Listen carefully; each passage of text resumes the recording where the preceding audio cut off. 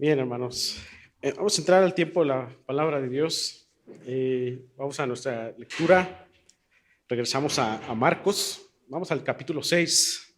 Marcos, capítulo 6, versículos del 1 al 6. 6a.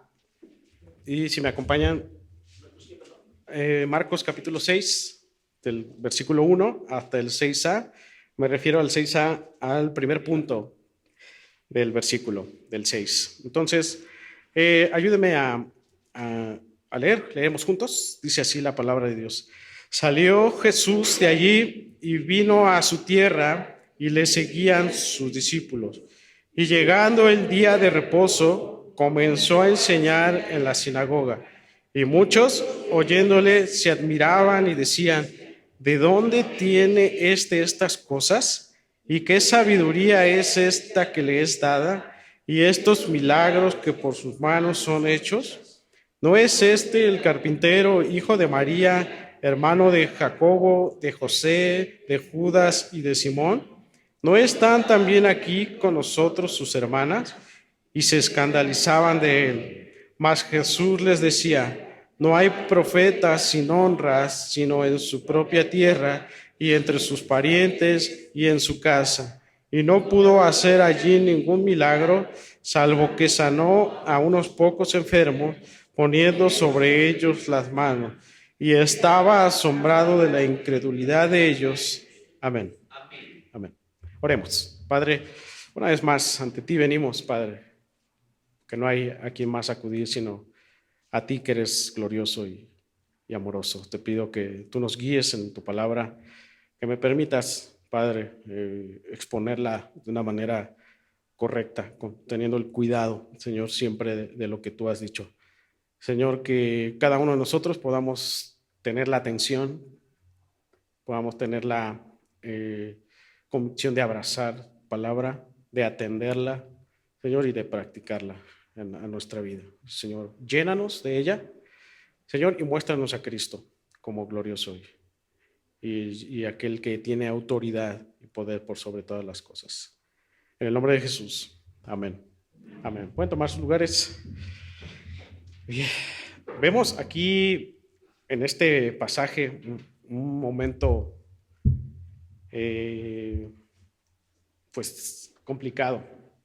Jesús, la última vez Jesús, antes del capítulo 6, Jesús había estado en Gadara, había estado en aquel lugar donde sacó a miles de demonios de una persona, ¿no? Y se los manda a los cerdos y los cerdos se ahogan, ¿verdad? Entonces Jesús va a regresar al occidente, por así decirlo, ¿no? Del otro lado del mar, de Galilea, y va a llegar a Nazaret, aquel lugar donde él nació, donde él se crió, ¿no? Y va a suceder algo importante. Él va a la sinagoga, ¿no? Comienza a enseñar, ¿no? Y es interesante porque se supone que él abre las escrituras, empieza a enseñar, ¿no? Y que se espera que los que están escuchando pues atiendan, ¿verdad? Al mensaje de Jesús. Sin embargo, vemos aquí que no aceptaron ese mensaje, ¿no? Y Jesús definió a esta respuesta en el versículo 6, que dice que él estaba asombrado de su reacción que ellos tuvieron ante esta exposición, ¿verdad? De Jesús, de las Escrituras. Estaba asombrado de la incredulidad, ¿no? Es decir, dentro de la sinagoga había estas personas, estaban llenas de incredulidad, ¿no? Por eso titulamos este sermón como el drama de la incredulidad, ¿no? Y nosotros consideramos a veces muchas cosas como trágicas, ¿no? Consideramos, por ejemplo, una muerte, un accidente trágico, ¿verdad? Un desastre natural, una enfermedad. Lo consideramos como trágico. Claro que son trágicos en nuestras vidas, ¿no? De hecho, pues creo que nos ha tocado pasar por este tipo de situaciones, enfermedades terminales, algo trágico, ¿verdad? Pero a la luz de este pasaje, ¿no? Y a la luz de lo que hemos estado estudiando o de lo que ha pasado a lo largo de Marcos en los primeros 5 capítulos, vemos tragedias, ¿verdad? Vemos una tormenta, ¿no? Una tragedia, una tormenta en medio del mar. Vemos otra tragedia en la muerte de una niña, ¿no? Cuando Jesús le dice, Talita cumi, levántate, anda, ¿verdad? Vemos también la tragedia de este gadareno que tenía muchos demonios en él. O sea, vemos esta serie de tragedias y a la luz de la palabra en Marcos hasta este capítulo, vemos cómo Jesús trató con estas tragedias y cómo Jesús fue la solución a estas tragedias, ¿no? A la niña la levanta, ¿verdad? Calma la tormenta. Entonces, Jesús sana la enfermedad. ¿Te acuerdas de aquella mujer de flujo de sangre? Jesús evitó accidentes, sacó demonios, ¿no? Quiere decir que para Jesús esto no fue considerado como tal una tragedia, puesto que lo vimos a él teniendo el control de todas las cosas. Y vemos aquí que, sin embargo, él sí consideró una tragedia la incredulidad de estas personas que le estaban escuchando, de aquellas personas de Nazaret. Y este pasaje nos va a enseñar eso, que la incredulidad es una verdadera tragedia, pero que Jesús trata con ella porque Él está en control y Él está en autoridad de todas las cosas. Entonces, este último pasaje viene a cerrar un bloque de varias situaciones que han estado mostrando a Jesús como aquel que tiene la autoridad, como aquel que tiene el poder sobre todas las cosas.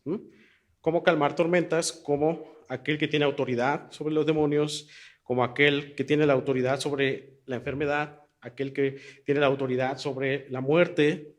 Y entonces Marcos ahorita lo va a presentar a Jesús como aquel maestro, aquel maestro que es rechazado por otros. Y esta vez por su gente más cercana, por sus vecinos. Y así que vamos a entrar al texto y quiero que veamos dos marcas importantes acerca de la incredulidad y que nos examinemos en estas dos marcas. Porque si bien estas personas iban a la sinagoga a aprender de Dios, pero Jesús los define como incrédulos. Entonces, el hecho de estar en un lugar, el hecho de estar en una iglesia, ¿verdad? No precisamente tiene que decir que somos creyentes o que tenemos una comunión con Dios o que estamos creyendo verdaderamente en Dios. Entonces, para que nosotros nos examinemos y podamos nosotros decir, Señor, he vivido en incredulidad, o Señor, sí creo en ti, pero creo que necesito aumentar mi fe, creo que necesito rendirme más a ti. Entonces, en ese sentido, quiero que nosotros entremos al texto en versículo 1 y dice así: salió Jesús de allí y vino a su tierra y le seguían sus discípulos. Entonces te decía, Jesús vino a su tierra, significa que de Gadara él se dirige al occidente, es decir, a Nazaret, y sus discípulos iban con él. Entonces, importante, Jesús no iba a visitar a sus vecinos, Jesús no iba a visitar a su familia, puesto que ya los que estaban ahí decían, ¿quién es este, no? ¿Qué le pasa a Jesús? Si aquí están sus hermanas, si aquí están sus hermanos. ¿No? Jesús no iba con ese afán de una visita como tal, ¿no? Por eso comienza diciendo el versículo 2, y llegando el día de reposo, comenzó a enseñar en la sinagoga. El propósito de Jesús era lo que siempre hacía cuando visitaba una ciudad: enseñar la palabra, enseñar de él, ¿verdad? Y recuerden que el Sabbat era el día de reposo, ¿verdad? Donde se reunían todos en las sinagogas, era un día de santificación para el Señor, ¿no? En el que se abrían las escrituras, se enseñaban.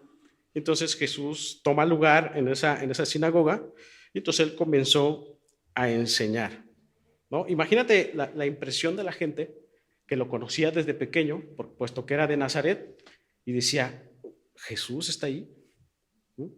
El carpintero está enseñando.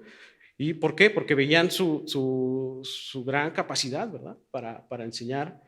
Veían digamos, en él veían pues, la verdad de las escrituras a través de él. Y entonces había una impresión entre ellos, ¿no? Puesto que ya conocían su vida familiar. ¿No? Por eso dice el restante del versículo 2, dice, y muchos, oyéndole, se admiraban. Y decían, ¿de dónde tiene estas cosas? ¿Cómo es posible que Jesús, nosotros lo conocimos, ¿verdad? ¿De dónde tiene estas cosas? Si no fue entrenado, ¿no? Teológicamente, puesto que antes, pues aquellos que se entregaban al Señor, pues desde niños eran guiados. Pero él era un carpintero. ¿No? ¿Cómo? Decía la gente, ¿cómo está enseñando? ¿No?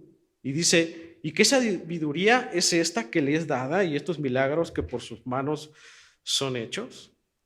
¿No? La nueva traducción viviente, esta palabra se admiraban, la pone como se sorprendían. O sea, la gente que estaba escuchándole se sorprendía.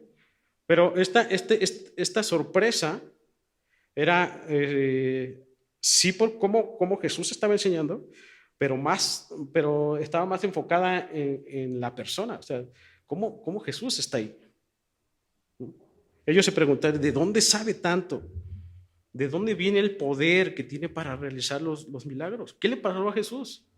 Hace un año, más o menos ha pasado un año que Jesús empezó su ministerio y la gente decía, hace un año que se fue de su casa. ¿Cómo es que en ese año ahora ya está aquí enseñando? Ya hasta discípulos trae, ¿no? ¿No? Ya lo vieron como, ya lo veían como un rabino, un maestro que estaba enseñando. ¿No? Entonces, Jesús, todos lo conocían a él, puesto que Nazaret era una aldea muy pequeña donde pues todos se ubicaban bien. Y Jesús ya no venía como aquel carpintero, como aquel artesano, sino en su manera de enseñar, ya como un rabino, ya como un maestro, ya tenía discípulos. ¿Sí? Y de esto podemos aprender algo importante. ¿No? ¿Qué es aquella característica del incrédulo? El incrédulo muy a menudo se sorprende de Jesús, está muy sorprendido de Jesús.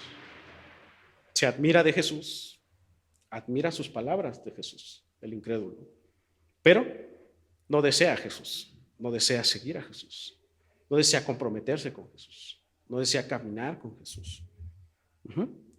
Entonces, fíjate que en vez de poner atención a sus palabras y guardar sus palabras, se preguntaban de su persona.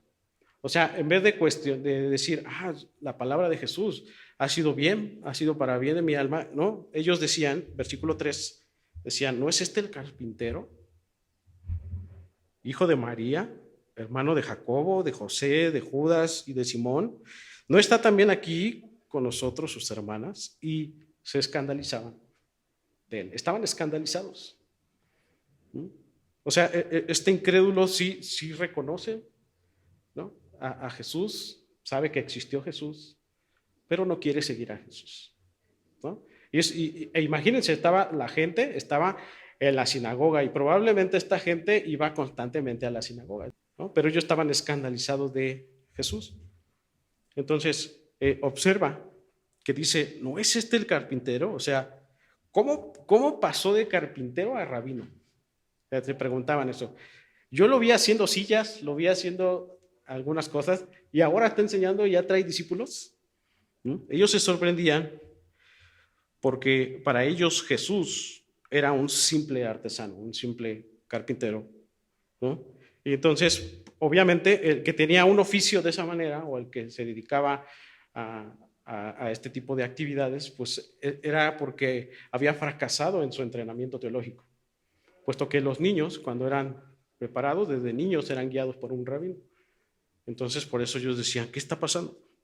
¿No? Entonces, esta expresión era una forma de señalar a Jesús de que no tenía ningún entrenamiento teológico, porque de hecho para ser rabino se necesitaba tener desde niño un maestro, quizá a lo mejor se habían visto a Jesús cuidar de sus hermanos, no sé, tras la muerte de José, tenía poco de haber dejado Nazaret, ¿no? Además, Jesús era visto como el hijo de María, dice, está aquí la expresión, ¿no es el hijo de María? Y probablemente, pues no tenían buena reputación, porque María, ¿cómo nació Jesús? Del Espíritu Santo. Entonces muchos no se creían eso. Muchos decían, María la que dijo que fue concebida del Espíritu Santo, ¿no? Aquel hombre que José adoptó, ¿no?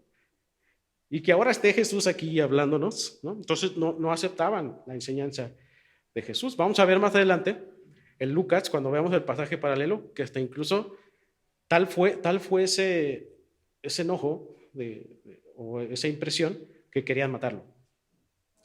La misma gente de su aldea quería matarlo. Entonces,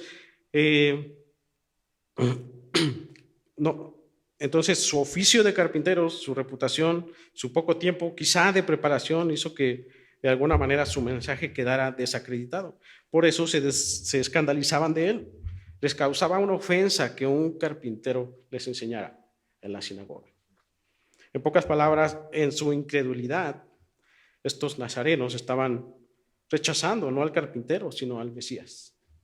En esa incredulidad ellos estaban no rechazando al Hijo de María, sino al Hijo de Dios. En esa incredulidad estaban rechazando al constructor de muebles, sillas, y estaban rechazando al constructor del universo. Entonces, obviamente Jesús para nada cumplía con los requisitos para ser un profeta o un rabino. En el sentido religioso no cumplía. De hecho, ni se vestía como un rabino. De hecho, ni vivía en un lugar como los rabinos. Él tenía como almohada una piedra, ¿verdad? Entonces, pero sí lo era en un sentido espiritual, ¿no? Él era el Mesías, él era el Hijo de Dios. Entonces, las mismas escrituras hablaban de él. De hecho, lo que él abrió, el texto que él abrió en ese lugar fue Isaías, ¿no? Y leyó esa profecía de Isaías que se trataba de él, que él era el Mesías. Ahorita lo vamos a ver más adelante. Entonces, esto nos habla también de que la incredulidad no siempre está peleada con la existencia de Jesús en la tierra, sino con su deidad, porque la mayoría de los incrédulos cree que Jesús fue un buen hombre, un buen filósofo, un buen líder, ¿no? Un iniciado, ¿verdad? Pero ellos están peleados, están cegados con que Jesús sea Dios, ¿no? Están peleados con la autoridad de Jesús, están peleados con su poder, ¿no? Por eso los incrédulos se ofenden. Por eso los incrédulos les rechazan y se escandalizan cuando escuchan su palabra, ¿no? Jesús mismo les diría a sus discípulos en Juan, antes de morir, en el capítulo 15, 18 al 19, Jesús les dijo a sus discípulos, dice, si el mundo os aborrece, sabed que a mí me ha aborrecido antes que a vosotros. Si fueras del mundo, esto es importante, el mundo amaría lo suyo, pero porque no sois del mundo, antes yo os elegí del mundo, por eso el mundo os aborrece. Entonces, la razón por la que los incrédulos rechazan y aborrecen a Jesús es simplemente porque ellos aman lo suyo y porque son del mundo. Aman lo suyo y no permiten que nada se interponga entre aquello que aman, ¿no? Por eso es que hablar con un incrédulo acerca de Jesús es causa de ofensa, es causa de incomodidad. No sé si te ha pasado que estás en una reunión, hablas de Jesús y de repente hay un silencio de incomodidad, ¿no? O de repente hay una ofensa de alguien, ¿no? Que se exalta de la nada, puesto que tú estás hablando de Jesús, ¿no? Y esta es la naturaleza de la incredulidad, que hay una ofensa a Jesús, que hay una incomodidad a Jesús. ¿Por qué? Porque aman lo suyo. ¿Por qué?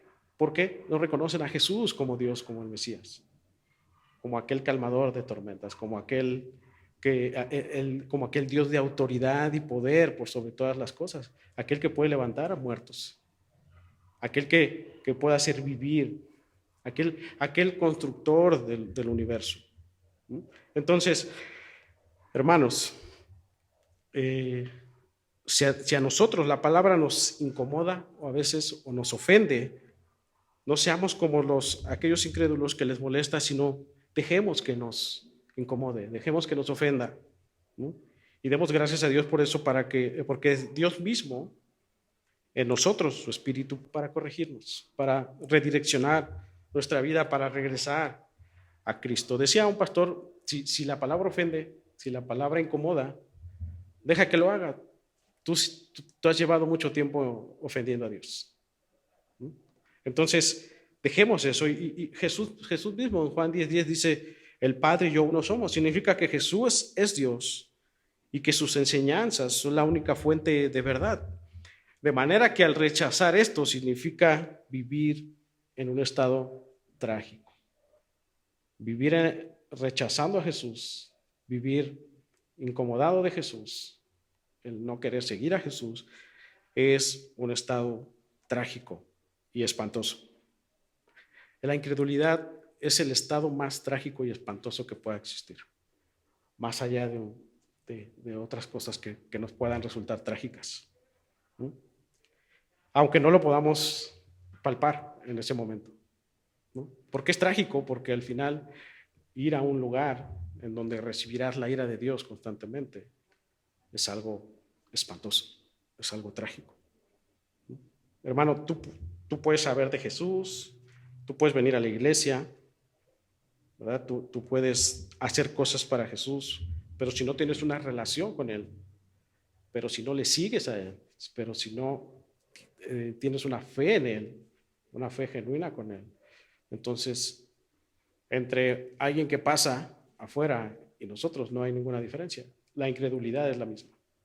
Estar en este estado muchas veces nos permite estar sin gozo, sin esperanza, sin algo que nos llene, en desánimo, en desaliento, ¿no? De hecho, la incredulidad nos da paso, ¿verdad? A estos estados de depresión, de ansiedad, de necesidad de llenar mi satisfacción con otras cosas como alcohol, ¿verdad? Como drogas, como pastillas para dormir, por ejemplo, deseos carnales. Por eso, hermanos, en Cristo siempre hay esperanza bajo estos estados críticos, bajo estos estados trágicos. En Cristo hay esperanza. Por eso tú debes venir a Cristo todos los días, rendirte a Cristo todos los días. Jesús sabía que no fue bien recibido por parte de sus vecinos, parientes, quizá, ¿no? De hecho, vimos anteriormente que su familia, ¿te acuerdas que fue a buscarlo para apartarlo del ministerio? ¿Te acuerdas que lo van a buscar? Y dice, ¿qué haces ahí, Jesús? ¿Qué estás loco? ¿Qué no ves que te van a matar? Querían apartarlo del ministerio y él dice, mi familia, porque le dicen, viene tu familia a buscarte, dice, mi familia es esta que está aquí escuchando. El incrédulo se sorprende, se ofende, pero no comprende. ¿Por qué? Porque ama lo suyo, porque desea vivir en sus deseos. ¿Tú en qué estado estás? Reflexiona en esto. ¿En qué estado te encuentras ahora? ¿Estás comprometido con Cristo? ¿Estás buscando a Cristo todos los días? ¿Estás amando a Cristo? ¿Estás abrazando su palabra? ¿Estás practicando su palabra? ¿O eres como estos nazarenos, ¿no? Que iban a la iglesia, pero pues nada más para cumplir, nada más para ciertamente cargar pilas, ¿no?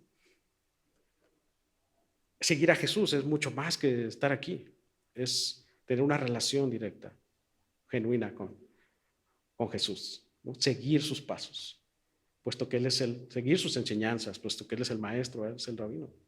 Jesús va a decir una de las frases más sabias, una de las frases que incluso a veces nosotros lo decimos, ¿no? Dice Jesús, mas Jesús le decía, no hay profeta sin honra, sino en su propia tierra y entre sus parientes y en su casa. Jesús estaba diciéndoles una verdad, diciendo, un profeta recibe honra en todas partes, menos en su propio pueblo y entre sus parientes y su propia familia. Jesús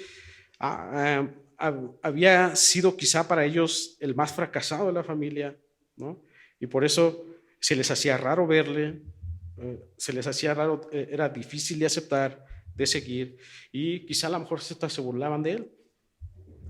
Pero a Jesús no le importaba lo que otros decían, él quería hacer la voluntad de su Padre. Y esto es una gran verdad, lo que Jesús está diciendo aquí es una gran verdad. ¿Por qué? ¿Qué pasa cuando empiezas a conocer de Cristo? ¿Verdad? ¿Quiénes son los primeros que van a criticar? Los que están a tu alrededor, ¿verdad? De repente, cuando yo ya empecé a seguir a Jesús, ¿verdad? Este grupo de amigos, es que ya se volvió religioso, ¿no? Es que ya no nos habla, es que ya no se junta con nosotros, incluso la misma familia, ¿no?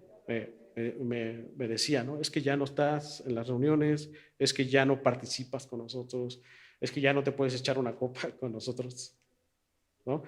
Nadie es profeta en su propia tierra, dice Jesús. Empieza el rechazo, empieza el cuestionamiento. ¿Cómo ahora ya estás en la iglesia si antes eras esto? ¿No? Y es una lucha que tenemos cuando empezamos a venir a Jesús. Y Jesús dice, no te preocupes, a mí ya me aborrecieron antes. Yo he sido aborrecido. Y no es que te estén aborreciendo a ti, porque cuando te aborrecen a ti o cuando critican a ti, aborrecen a Jesús mismo, porque el problema es que la incredulidad no acepta a Jesús, no quiere venir a Jesús. El problema no eres tú, es porque ahora Cristo está en ti, entonces a quien están rechazando es a Jesús. Entonces estoy seguro que has luchado o luchaste con el rechazo, pero hemos de saber que no nos están rechazando a nosotros, rechazan a Jesús, rechazan a Dios. A mí, a manera de testimonio, te decía que yo era el fracasado, ¿no? Que soy al que peor le va, ¿no? Me decían, deja el ministerio, que mejor tú tienes una carrera, haz lo que tu carrera puede hacer, ¿no? Entonces, pero a estas alturas ya eso ya no es una carga, ¿no? Pero puede ser que tú estés luchando con eso, o puede ser que por no luchar con eso no te entregues completamente a Jesús, a Cristo. Puede ser, porque he entendido en ese sentir, hermanos, que Cristo es suficiente para cada uno de nosotros. Yo creo que perdemos mucho tiempo escuchando ese tipo de comentarios de rechazo, cuando debemos aprovecharlo en escuchar más a Dios todos los días, ¿no? En permanecer en la intimidad con Él, aquel Dios eterno y aquel Dios verdadero. Pero, ¿qué les diría Jesús a estas personas, a sus vecinos, que se molestaran tanto que al punto de llegar a querer matarle? Quiero que vayamos a Lucas 4. Lucas nos da más detalles de esta situación. Lucas 4, 17, vamos a leer del 17 en adelante. Entonces recuerda, Jesús está en la sinagoga, día de reposo, y entonces dice aquí y se le dio el libro del profeta Isaías. Y habiendo abierto el libro, halló el lugar donde estaba escrito: el Espíritu del Señor está sobre mí, por cuanto me ha ungido para dar buenas nuevas a los pobres, me ha enviado a sanar a los quebrantados de corazón, a pregonar libertad a los cautivos y vista a los ciegos, a poner en libertad a los oprimidos, a predicar el año agradable al Señor. Esto es lo que Jesús leyó en este momento. Jesús abrió este libro, Isaías, ahorita lo podemos nosotros buscar en capítulo 61:1, un pasaje que hablaba de lo que el Mesías vendría a hacer y que en él se estaba cumpliendo esta profecía, ¿no? Y dice el 20 ahí de Lucas, dice: y enrollando el libro, lo dio al ministro y se sentó, y los ojos de todos en la sinagoga estaban fijos en él. Y comenzó a decirles: hoy se ha cumplido esta escritura delante de vosotros. Hoy, imagínense, Jesús, todos se fijaron en él. Jesús está diciendo: yo soy ese que Isaías hablaba, aquel al que el Espíritu del Señor reposa, ¿no? Aquel ungido que ha venido a dar buenas nuevas a los pobres, aquel que ha venido a sanar a los quebrantados, aquel que ha venido a pregonar libertad a los cautivos, a dar vista a los ciegos. Dice Jesús: yo soy ese. Entonces todos se le quedan viendo, ¿no?, a Jesús. Y Jesús, en pocas palabras: yo soy el cumplimiento de lo que dijo Isaías. Vean la reacción en el versículo 22. Y todos daban buen testimonio de él y estaban maravillados de las palabras de gracia que salían de su boca y decían, ¿no es este el hijo de José? O sea, hasta aquí parece que hay una buena aceptación, ¿no? Hasta dice palabras de gracia, ¿no? Pero bajo su incredulidad y reputación, al saber que Jesús era el hijastro de un carpintero, decidieron rechazarlo. Fíjate el versículo 23. Y él les dijo, sin duda me diréis este refrán, médico, cúrate a ti mismo. De tantas cosas que hemos oído que se han hecho en Capernaum, haz también aquí en tu tierra. Y añadió, de cierto digo que ningún profeta es acepto en su propia tierra, ¿no? O sea, la defensa del incrédulo siempre es, ¿por qué no te ayudas a ti mismo? ¿Qué me vas a venir a enseñar tú? ¿No? ¿Por qué no empiezas con tu vida, no? ¿Qué no ves que está mal tu vida, ¿no? Si no puedes con tu vida, ¿para qué vas a la iglesia, no? El incrédulo empieza a tener este tipo de reacciones. ¿Tú qué me vas a venir a decir acerca de estos temas, no? Yo cuando comencé a pastorear de 26 años, me deja el pastor que estaba, porque este pastor se tuvo que ir a otro lugar, 26 años, y pasaron estas cosas. Ese joven, ¿qué me va a venir a enseñar? Y algunos hermanos pues se fueron a otros lugares, ¿no? Nos quedamos 3 familias nada más. Y para mí era fácil, pues 3 familias, pues ya mejor, ¿para qué soy pastor, verdad? ¿No? Pero uno entiende ese llamado y va caminando sobre eso. ¿No? Pero sí, estas expresiones sí resultaron de esa reacción de decir, este joven, ¿qué me va a venir a decir? ¿Verdad? Esta persona, ¿qué me van a decir? El incrédulo es así. El incrédulo es, ¿tú por qué me estás diciendo esto? Tú eres el menos indicado para decirme esto. ¿No? Veían a Jesús como el hijo de José. Él me está diciendo esto, el hijo de un carpintero, que él va a venir aquí a decirnos cosas. Mejor ayúdate a ti mismo, Jesús, ¿no? Mejor arregla tu situación familiar, Jesús, ¿no? Dicen que eres del Espíritu Santo, ¿no? Entonces empezaron a tener este tipo de reacciones, ¿no? Y fíjate, Jesús les hace ver 2 realidades. Dice el versículo 25, ahí en Lucas estamos. Fíjate lo que les dice Jesús. Dice, y en verdad os digo que muchas viudas había en Israel en los días de Elías, cuando el cielo fue cerrado por 3 años y 6 meses, y hubo una gran hambre en toda la tierra. Ven, aquí Jesús está dando este ejemplo como diciendo, hubo una gran hambre. Jesús está ejemplificando y dice, pero a ninguna de ellas fue enviado Elías, sino a una mujer viuda en Sarepta de Sidón. Es decir, hubo un gran hambre, había muchas viudas y dice Jesús, pero Elías solamente fue enviado a una de ellas, aunque había muchas viudas. O sea, Jesús está diciendo de muchos necesitados, solamente uno fue atendido. Y fíjate lo que dice la segunda realidad, versículo 27, dice, muchos leprosos, otra vez muchos leprosos había en Israel en el tiempo del profeta Eliseo, pero ninguno de ellos fue limpiado, sino Naamán el sirio. Es decir, de muchos leprosos, solo uno. De muchas viudas, solamente una viuda. ¿Qué quiso decir Jesús aquí? Jesús quiso decir que de muchos solo se salvó uno, porque Jesús está tratando con este tema de la incredulidad. Muchos son los que están, pero pocos, ¿verdad? Jesús ha dicho pocos los escogidos, ¿verdad? Entonces, esto causó ofensa para ellos, como diciendo, ¿nos estás diciendo a todos, Jesús, que somos incrédulos? ¿Nos estás diciendo que solamente uno o una porción pequeña se salva o cree? Y Jesús no responde, ¿verdad? Pero entendieron este mensaje, ¿no? Jesús le estaba diciendo, ustedes están llenos de incredulidad, en pocas palabras, ¿no? Entonces, ¿cuál fue la reacción de todos? Dice el versículo 29, y levantándose, le echaron fuera de la ciudad.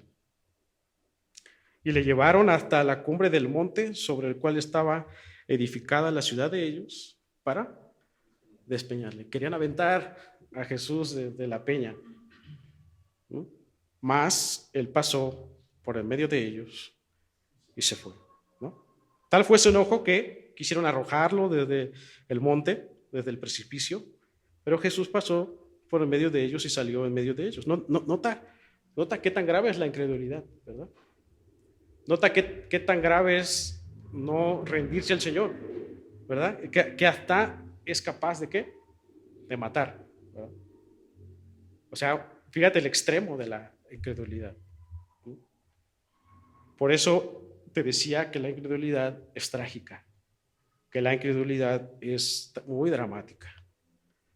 Así que, hermanos, respecto a nosotros, debemos examinarnos si de verdad estamos creyendo en Cristo, en su obra, en lo que Él ha hecho por nosotros. Si de verdad estamos abrazando el Evangelio, si estamos viviendo el Evangelio. Dice Santiago 1, 19 al 20, por esto, mis amados hermanos, todo hombre sea pronto para oír, tardo para hablar, tardo para airarse. Porque la ira del hombre no obra la justicia de Dios. Por eso, regresando a Marcos, dice versículo 5, y no pudo hacer allí ningún milagro, salvo que sanó a, otra vez, unos pocos enfermos, poniendo sobre ellos las manos.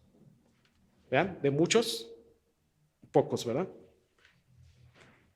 Entonces, la obra de Dios en un estado de incredulidad endurece aún más el corazón. Por eso dice el versículo 6, dice, y estaba él asombrado de la incredulidad de ellos y recorría las aldeas de alrededor enseñando. Qué tan trágica, qué tan pecaminosa y monstruosa, podemos decirlo así, es la incredulidad. El estado más trágico en el que nos podemos encontrar es en la incredulidad, hermanos. Jesús no estaba asombrado de que había, Jesús estaba asombrado de que había personas que incluso él conocía desde chicos, que le rechazaron, a pesar de afirmar que de las escrituras se hablaban de él. Jesús no se asombró cuando él quita la tormenta, él no se asombró de la tormenta, ¿verdad? Cuando él vio a un hombre endemoniado, él no se asombró de eso. Cuando él vio a la niña muerta, cuando él vio a esta mujer de flujo de sangre, no se asombró, pero sí se asombró de aquellos que no creían, de los incrédulos, ¿no? La pregunta final es, ¿estás creyendo verdaderamente en Jesús? ¿De qué se asombraría Jesús de ti? ¿Se asombraría de tu gran fe o de tu gran incredulidad? De tu fe, porque dice Jesús mismo, ha dicho anteriormente, cuanto más crees, cuando más conoces, más tu fe, más tus ojos son abiertos, más tu fe es aumentada, ¿no? Dice Jesús anteriormente, ha dicho, cuando tú más conoces de Dios, más conocimiento se te va a dar, más consciente estarás, más seguro estarás de sus promesas. Pero mientras más incrédulo seas, más duro será tu corazón. ¿En qué estado estás? Examínate en esta pregunta. ¿En qué estado estás o en qué áreas he sido incrédulo con Dios? En mi trabajo, ¿en qué momentos he mostrado incredulidad? ¿No? En mi negocio, en mi manera de vivir, en mi familia. ¿En qué momento he estado en un estado incrédulo? ¿No? Y arrepiéntete de eso y regresa otra vez. Regresa a Cristo. Abraza su palabra, su evangelio. Recuerda lo que Él ha hecho por ti en la cruz del Calvario, que Él murió, ¿verdad? Por los incrédulos, para que estos pudieran tener su justicia y en esa justicia pudiesen caminar con Él, en esa verdad. Así que Dios desea que salgamos de este estado trágico de incredulidad que nos lleva a la muerte eterna. Hermanos, sigue creyendo, sigue abrazando a Cristo, sigue abrazando su evangelio, que Él murió, que Él resucitó para sanar a los quebrantados de corazón, que Él lo hizo para dar libertad a los cautivos, para dar vista a los ciegos, para dar libertad a los oprimidos. ¿Mm? Arrepiéntete, hermano, cree, sigue creyendo, sigue perseverando, sigue permaneciendo en Cristo. ¿Mm? Y abraza su obra todos los días. Que tu caminar esté a la luz del Evangelio, a la luz de lo que Él hizo. ¿No? Que si hay una situación, tú puedas decir, no puedas decir, ¿cómo le hago para salir de él? Sino que tú puedas decir, cómo el Evangelio me va a llevar a caminar correctamente en esta situación. Cómo el Evangelio va a afectar tanto mi corazón, mi alma, que voy a caminar correctamente en esta situación, en esta enfermedad o en esta tormenta que estoy pasando. ¿No? Que el Evangelio sea esa esfera por la cual tú te mueves. ¿No? Que veas a Cristo en todo momento, que te rindas a Él, que camines. No seas como los incrédulos, que nada más, que sí creen en Jesús, que sí se sorprenden de Jesús, que sí les gustan cosas de Jesús, pero que no tienen una relación con Jesús. Sino que ríndete, síguele a Él y permanece en Él para su gloria. Amén. Vamos a ver. Gracias, Padre, por este tiempo. Gracias por tu palabra. Gracias porque nos alientas. También nos permites reflexionar sobre este estado crítico, este estado trágico de la incredulidad, Señor. Si bien no lo podemos ver ahora porque no vemos las consecuencias eternas, pero ayúdanos a entender, Padre, que este estado afecta mi eternidad, Señor, y que en ese temor reverente que te tenemos, Padre, tú nos lleves y nos encamines a tu verdad todos los días, Padre. Que tu evangelio, que lo que tú hiciste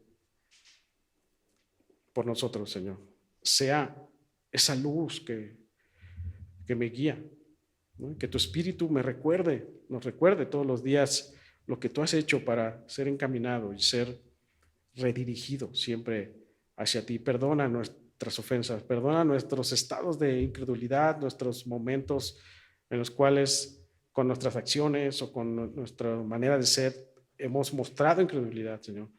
Tú, Señor, límpianos, tú redirecciónanos hacia ti, Señor.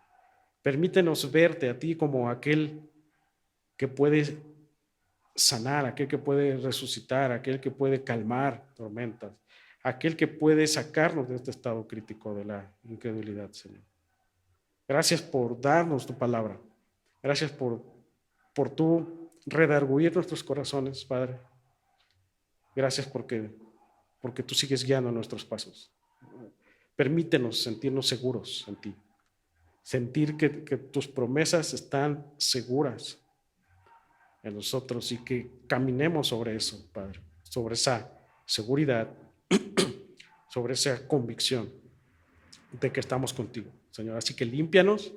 Si hay alguien aquí que ha luchado con este tema de la incredulidad, Señor, tú haz que su corazón sea cambiado, haz que él pueda llegar al arrepentimiento genuino y pueda caminar en tu voluntad, en tu verdad, Señor.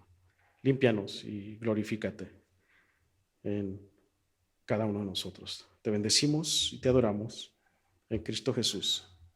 Amén. Amén.